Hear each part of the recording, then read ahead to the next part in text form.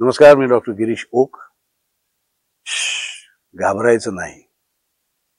ह्या नाटकाबद्दल म्हणा, नाट्यानुभवाबद्दल म्हणा किंवा वेगळ्या एका प्रकाराबद्दल मी इथे तुमच्याशी बोलायला आलोय.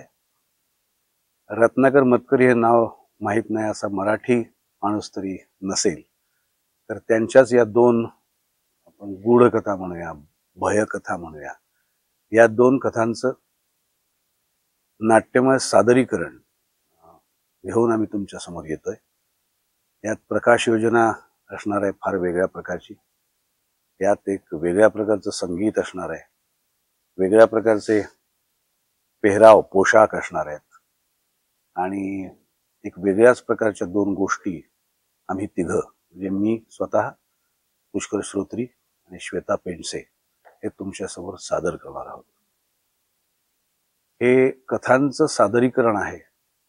हा एक वेगळाच प्रयत्न पहिल्यांदा रंगभूमीवर होतोय आणि तो प्रयत्न जो आहे तो त्याचं दिग्दर्शन करतायत खूप अनुभवी दिग्दर्शक, माझे लाडके दिग्दर्शक विजय केंकरे. याचं जे म्युझिक आहे ते अजित परब यांनी केलेलं आहे आणि याचं नेपथ्य जे आहे ते शिरवईकर यांनी केलेलं आहे आणि याचं जे प्रकाश योजना आहे तीही त्याला खूप आवश्यक आहे, ती शीतल तळपदे यांनी केलेली आहे. पुष्कर माझा खूप जुना मित्र, खूप चांगला ऍक्टर, खूप मनस्वी ऍक्टर. आतापर्यंत ज्या सगळ्या भूमिका मी ज्या पाहिल्या त्या खूप छान मनापासून केल्या. आम्ही दोघं पहिल्यांदा एकत्र काम करतोय आणि त्याचा मला आनंद आहे. श्वेता पेंडसे तुम्हाला सगळ्यांना माहिती आहे, हुशार लेखिका तर ती आहेच, अतिशय हुशार अभिनेत्री सुद्धा आहे.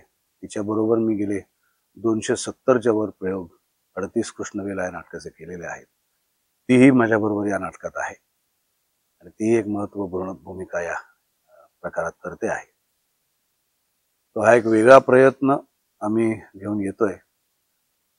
मतकरींच्या कथांचं नाट्यमय सादरीकरण. तर हा प्रयत्न बघायला, अनुभवायला आणि अर्थात घाबरायला आणि त्या घाबरण्यातून गंमत यायला किंवा अनुभवायला, मजा करून घ्यायला तुम्ही जरूर या आणि बघा हे कसं होतंय. धन्यवाद. नमस्कार, मी डॉक्टर श्वेता पेंडसे. रत्नाकर मतकरी लिखित दोन भयकथांवर आधारित, या भयकथा म्हणजे एक पावसातला पाहुणा आणि दुसरी कथा जेवणावळ, या दोन्ही कथांवर आधारित एक नाट्यमय आविष्कार घेऊन आम्ही येतोय, ज्याचं नाव आहे घाबरायचं नाही. 31 तारखेपासून 31 जुलैपासून आम्ही रसिक प्रेक्षकांसाठी हा कार्यक्रम घेऊन येतोय.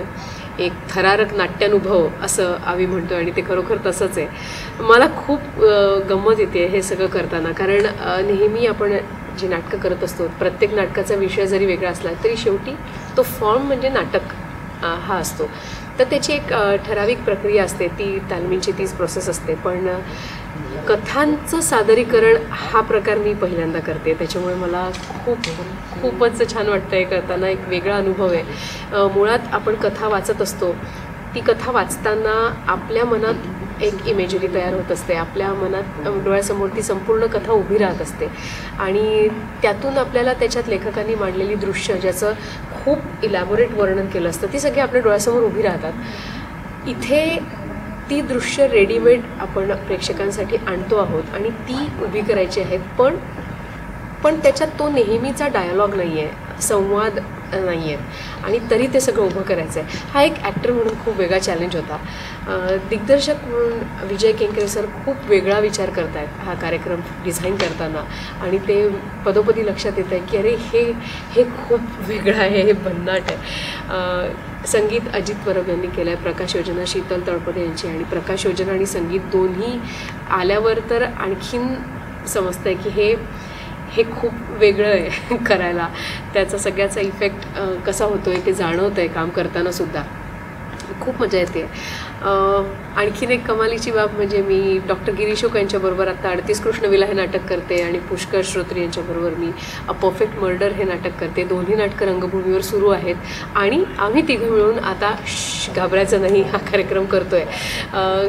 आपापल्या जागी दोन्ही ॲक्टर्सबरोबर केमिस्ट्री ॲक्टर्स म्हणून खूप चांगली असल्यामुळे त्याचा खूप फायदा इथे होतो आहे, ते जाणवतं आहे पदोपदी. कॅरेक्टर्स खूप वेगळी आहेत जनरली प्रत्येक नाटकात एक आपल्याला दिलेलं पात्र असतं जे अथपासून इथपर्यंत त्या पात्राचा एक प्रवास असतो, आपण त्याचा अभ्यास करतो आणि मग ते उभं करतो. पण इथे एकाच कथेमध्ये वेगवेगळी पात्र करायला मिळत आहेत, ती पटापट चेंज ओव्हर होत आहेत आणि हे सगळं करायला खूप मजा येते. प्रत्येक पात्राची देहबोली वेगळी आहे, प्रत्येक पात्राची व्यक्त होण्याची पद्धत वेगळी आहे. तर एक खूप विलक्षण अभ्यास होतो आहे एक अभिनेत्री म्हणून सुद्धा. ओव्हरऑल ऑल इन ऑल खूप छान एक्सपिरियन्स आहे. आम्हाला करतानाच एवढी मजा येते, तर प्रेक्षकांना बघायला निश्चितच खूप खूप मजा येणार आहे. तेव्हा चुकवू नका, घाबरायचं नाही. 31 जुलैपासून तुमच्या जवळच्या नाट्यगृहात नक्की नक्की बघा. नमस्कार, मी पुष्कर श्रोत्री. अनेक वर्षांपूर्वी रत्नाकर मतकरींच्या अनेक गूढ कथा वाचून मी त्यांच्या प्रेमात पडलो आणि त्या कथा मी वारंवार वाचायचो. म्हणजे रेग्युलर इंटरवल्सनी मी पुन्हा पुन्हा त्यांची पुस्तकं काढायचो. खेकडा, कबंध, रंगांधळा सगळी पुस्तकं काढायचो आणि पुन्हा पुन्हा ती कथा वाचायचो. आणि का कोणास ठाऊक त्या कथा मला खुणावत होत्या की ह्याचं काहीतरी वेगळं स्वरूप व्हायला पाहिजे, कोणीतरी केलं पाहिजे, आपण काहीतरी त्याच्यात केलं पाहिजे असं. आणि कोविडच्या दरम्यान विजय केंकरेंच्या बरोबर मी, जितेंद्र जोशी आणि शर्वरी लोहकरे आम्ही तिघांनी मिळून यातल्या 2 कथांचं आम्ही ऑनलाईन अभिवाचनाचा कार्यक्रम केला होता आणि ज्याला चांगला प्रतिसाद मिळाला होता. सो आता इतकी वर्ष झाल्यानंतर पुन्हा मला असं वाटलं की आता आपण त्या कथांना रंगमंचीय स्वरूपात लोकांच्या समोर आणायला पाहिजे, कारण त्याचा आवाका तेवढा मोठा आहे आणि त्याचा प्रेक्षक वर्ग तसा आहे. कारण रत्नाकर मतकरींचा प्रेक्षक वर्ग हा केवळ 40 आणि वरचा नाही आहे, तर ज्यांना गूढ कथा आवडतात, मिस्ट्री ज्यांना आवडते, ज्यांना सस्पेन्स, थ्रिलर हा जॉनर आवडतो, ज्यांना हॉरर हा जॉनर आवडतो, अशा सर्व वयोगटातले प्रेक्षक हे मतकरींचे प्रेक्षक असतात. त्यामुळे ह्या प्रकारचं नाटक जर आपण रंगमंचावर आणलं तर त्याला उत्तम प्रतिसाद मिळेल असं मला वाटलं. आणि म्हणून मी विजय केंकरे सरांच्या मागे लागलो की सर आपण काहीतरी करूया करूया करूया करूया. आणि मग तो म्हणाला हो करूया, पण जरा वेगळ्या पद्धतीने आपण ते लोकांच्या समोर आणूया. त्याला अभिवाचनाचं स्वरूप द्यायचं नाहीये, त्याला वेगळं स्वरूप आपण लोकांसमोर आणायचंय की कथा सांगता सांगता तुम्ही कथेतले पात्र होऊन जाता आणि कथेच्या शेवटी तुम्ही प्रेक्षकांनाच कथेत ओढून आणता. अशा प्रकारचा काहीतरी अनुभव लोकांना आपल्याला द्यायचा आहे. आणि मग असं काहीतरी वेगळं करायचं म्हटल्यानंतर आमचे जुने मित्र निनाद करपे म्हणजे बदाम राजा प्रोडक्शन्स ते तयार झाले. कारण परफेक्ट मर्डर सुद्धा बदाम राजा प्रोडक्शनची पहिली नाट्यकृती, त्याला पण त्यांचं तेच म्हणणं होतं की काहीतरी वेगळं असेल तर ते आपण करूया. आणि म्हणून त्यांनी तेव्हा ते परफेक्ट मर्डर केलं होतं. तो घाबरायचं नाही करताना सुद्धा आम्ही पहिली त्यांच्याकडे गेलो आणि त्यांना ती कल्पना खूप आवडली. आणि मग डॉक्टर गिरीश ओक त्यांचा इतक्या वर्षांचा प्रदीर्घ अनुभव आहे आणि केवळ अभिनेता म्हणून नाही तर डॉक्टर गिरीश ओक एक उत्तम वाचक म्हणून मला माहिती आहे.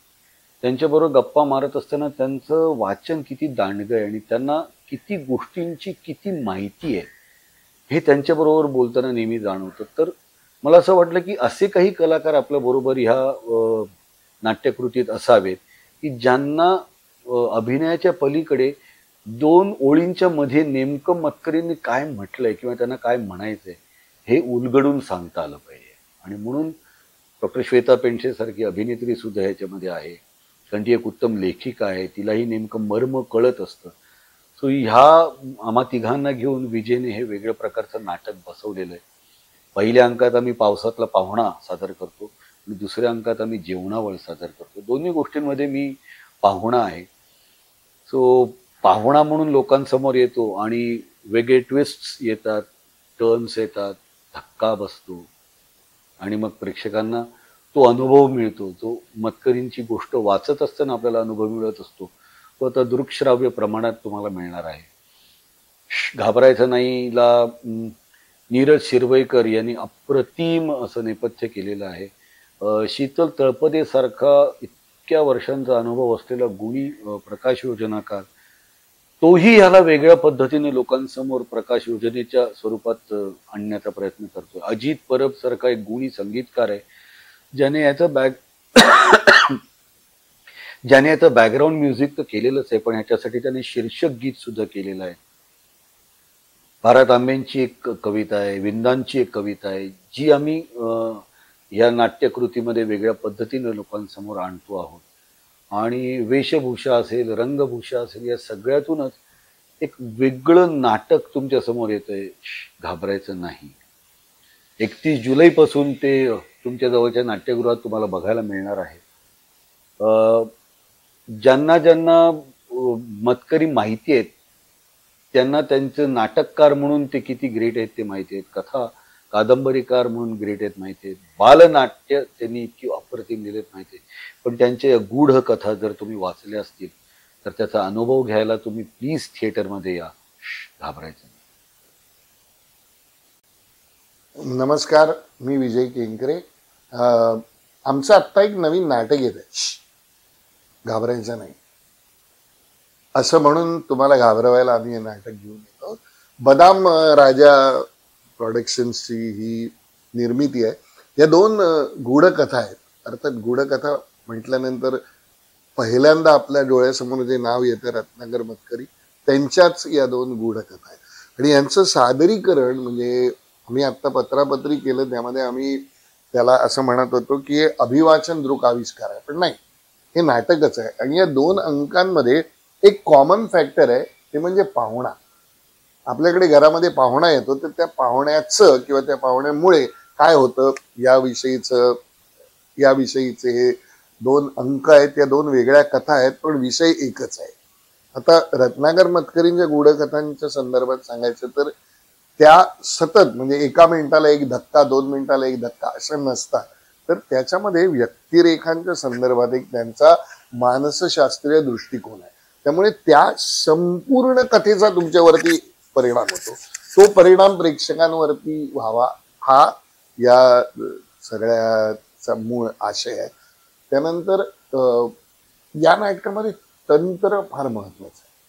म्हणजे वातावरण निर्मिती, आपण म्हणू वातावरण निर्मिती हा या नाटकाचा महत्वाचा भाग आहे. त्यामुळे नीरज शिरवईकरचं नेपथ्य, अजित परबचं संगीत, शीतल तळपदे ची प्रकाश योजना, राजेश परबची रंगभूषा, मंगल केंकरीची वेशभूषा, हे सगळं याच्यात माझ्या दृष्टीने महत्वाचं आहे. आणि तसेच डॉक्टर गिरीश ओक, डॉक्टर श्वेता पेंडसे आणि पुष्कर श्रोत्री हे अभिनेते. हे मुळामध्ये तुम्ही एखादी कथा लोकांना सांगता तेव्हा ती सांगताना लोकांना गुंतवणं फार महत्वाचं असतं.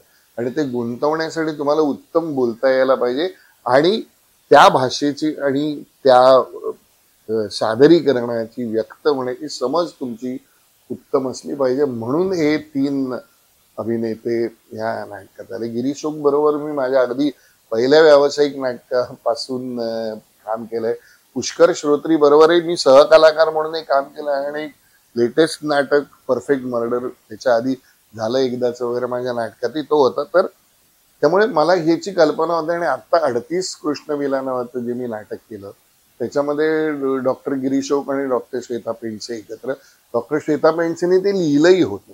तर त्यामुळे या तिघांची वाङ्मयाची उत्तम समज आणि त्या तिघांची सादरीकरणाची क्षमता हा या संबंध कास्टिंगच्या संदर्भातला महत्वाचा भाग आहे. आणि मी जी काही नाटकं केली त्याच्यामध्ये माझं सगळ्यात जास्त असोसिएशन म्हणजे निर्माते म्हणून सुधीर भट आणि लेखक म्हणून रत्नाकर मतकरी. आणि त्यामुळे रत्नाकर मतकरींच्या या गूढकथा असल्यामुळे मला एक विशेष ममत्व त्या गूढकथांबद्दल आहेच. आणि म्हणून त्याचं सादरीकरण. दुसरं मला असं वाटतं की अशा वेळेला ना प्रेक्षकाचा चष्मा घालून जर आपण पाहिलं तर रहस्य किंवा भय या दोन्ही बाबतीत प्रेक्षक त्याच्या मनात एक स्वतःची गोष्ट तयार करतात. आणि ती गोष्ट तयार केली की त्याच्या सारखं घडलं तरी त्याला आनंद होतो, त्याला धक्का बसला तरी त्याला आनंद होतो. त्यामुळे मला भय किंवा थ्रिलरचं आकर्षण असण्याचं हे आणखीन कारण आहे. त्यामुळे आपोआप तुम्ही पुढे काय होईल याच्यात गुंता. आणि हे गुंतणं या कथांच्या दृष्टीने आणि या नाट्यानुभवाच्या दृष्टीने फार महत्वाचं आहे असं मला वाटतं. आणि म्हणून हा अनुभव घ्यायला प्रेक्षकांनी मोठ्या संख्येने यावं, जे कदाचित काय बहुतेक लोकांनी वाचलं असेल त्यांना त्याचा रंगमंची आविष्कार बघायला त्यांना नक्की आवडेल. कारण वाचन केलं तुम्ही बरोबर आहे, पण आता तुमच्या डोळ्यांना आपण मी म्हणतो चाक्षुष तसं ते दिसणार आहे आणि ते दिसणं बघायला म्हणजे त्याचं व्हिज्युअल इंटरप्रिटेशन बघायला या, तुम्हाला नक्की मजा येईल. एक तर पहिली ते ऐकाव ना, मी कुठे ते सांगतो अनाउन्समेंट.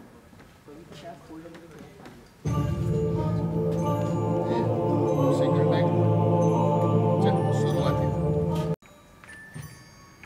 भूताचे हे बीळ भयानक, त्यात उमगती दोनच डोळे, हाता वाचून कणती कंकण, खांद्या वाचून पदर सळाळे, झपाटलेले पाय वळावे, स्मशानाकडे जसे अचानक.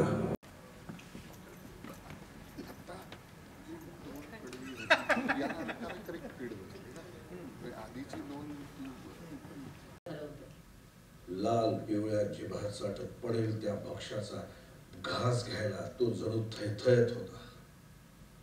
जमिनीने आप असरावा तसं होमकुंडाचं विवर भासत होतं. तिची वखवख ओठा डोळे ओढल्यासारखे झाले होते. आता अन्न समोर आलं नाही तर रिकाम्या पखालीसारखं प्रत्येकाचं मोकळं शरीर वाऱ्याबरोबर विरून जाईल असं वाटत होतं. ताट रिकामी होती, वाट्या रिकाम्या होत्या. पोट उपाशी होती, जबडे हलत नव्हते. कोरड्या ओठांवरून फिराव्या तशा जिभा पुन्हा पुन्हा फिरत होत्या.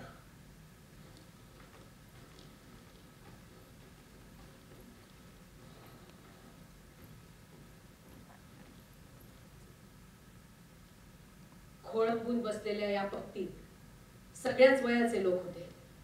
नाही म्हणाला मुलं नव्हती आणि एवढ्या उशिराच्या पंक्तीत ती असणार तरी कशी. 2-4 बायका होत्या, पण बाकी सगळी पुरुष मंडळीच होती. बायका बाबड्या खाली मान घालून खुसूखुसू बोलत होत्या. त्याचा प्रयत्न करत होती. त्यात काही तरुण वयाचे होते, त्यांची पोटं कपाटीला गेली होती. मध्यम वयाचे होते, त्यांची पोटं पाखालली होती. उतार वयातल्या म्हाताऱ्यांची सुरकुतलेली पोटं तर पार पाठीलाच मिळालेली होती. पंक्तीला बसण्यापूर्वी प्रत्येकाने आपले सदरे, अंगरखे, बंड्या काढून ठेवलं होतं आणि ते तसेच उघड्या अंगाने जेवायला बसलेले होते. सोललेल्या केळासारख्या गोऱ्या मऊ कातडीपासून ते केसाळ, निबर, काळ्या कुळकुळीत त्वचेपर्यंत सगळेच या पंक्तीला हजर होते. समोर पेटलेल्या धडाडलेल्या अग्नीचा प्रकाश त्यांच्या चेहऱ्यावर पडत होता, शरीरांवर पडत होता, हाडाच्या सापळ्यांवर पडत होता, चेंडू सारख्या गोल गरगरीत देहांवरून नाचत होता. त्यांच्या डोळ्यात एक निखारासारखी चमक मारत होती. त्यांच्या शरीराच्या खिडकीतून पोटात पडलेल्या अग्नीचा उजेड बाहेर पडतोय असं वाटत होतं. ते डोळे वाट पाहत होते अन्नाची. त्या नजरांचं एकच गाऱ्हाणं होतं.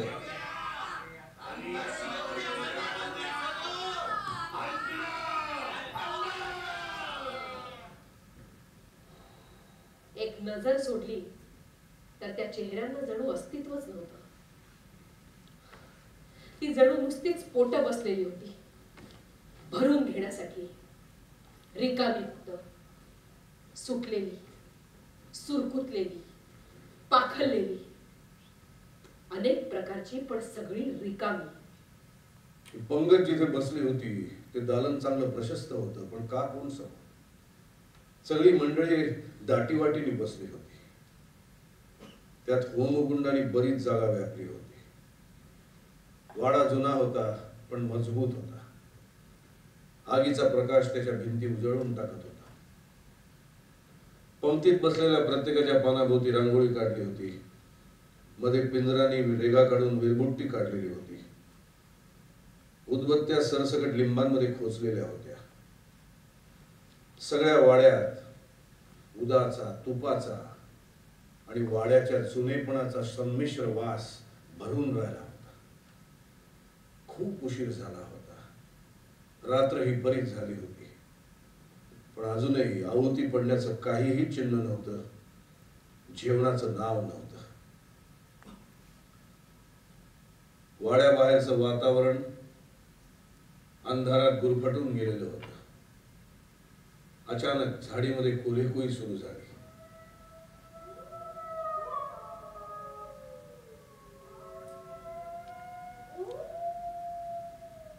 आणि अचानक थांबली.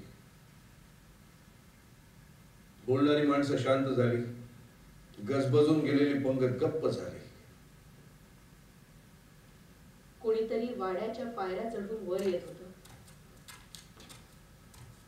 त्याच्या खुरडण्याची चाहूल लागताच सगळे शांत झाले. मध्यरात्रीचा प्रहर झाला. सगळ्यांच्या माना दाराच्या दिशेने वळल्या.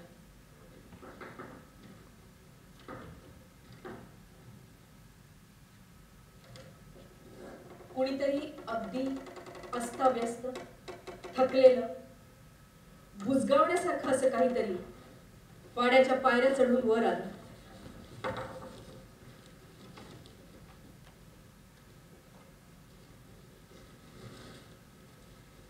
सगळे क्षणभर ताकवाटी विसरले, भूक विसरले. सगळी शक्ती एकवटून तो पायऱ्या चढून वर आला. वाड्याच्या भक्कम दरवाजाचा आधार घेऊन कसा बसा उभा राहिला.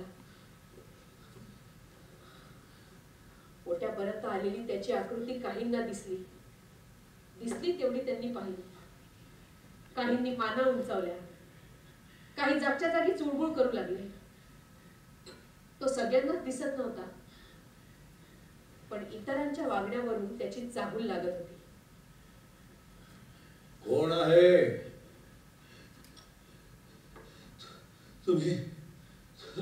तुम्ही जेवायला बसलाय ना?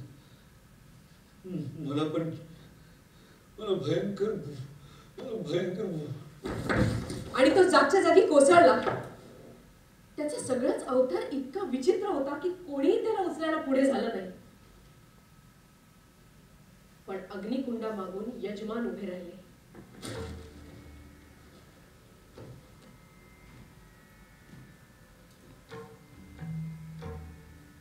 यजमानांनी तांबड्या लाल रंगाचा कद नेसला होता. त्यांच्या शुभ्र रंगावर तो अधिकच खुलून दिसत होता. लाल चुटूक ओठांवर भरदार मिशा होत्या. कपाळावर लाल भडक गंध होता. त्यांचा तेजस्वी चेहरा आगीच्या प्रकाशात सोन्याच्या मुखवट्यासारखा उजळून निघाला होता. सावल्यांनी भरलेला खोल गूढ डोळं तसे त्यांचे ते डोळे. अंगावर काटा आणणारे होते, पण तरीही चेहऱ्यावरचं मंद स्मित नजर बांधून ठेवणार होतं.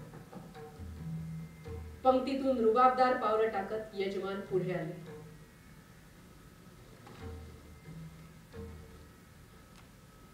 त्यांनी पाहुण्याला उठवलं. जिव्हाळ्याने विचारलं, कोण तू? कुठून आलास? खूप लांबून आलोय. इथवर कसं आलो ते सांगता येणार नाही, पण मला भूक लागली. मला जेवायला मिळेल. मला भूक लागली, मला जेवायला मिळेल. जरूर मिळेल. आमच्या दारातून सहसा कोणी तसाच जात नाही. बस.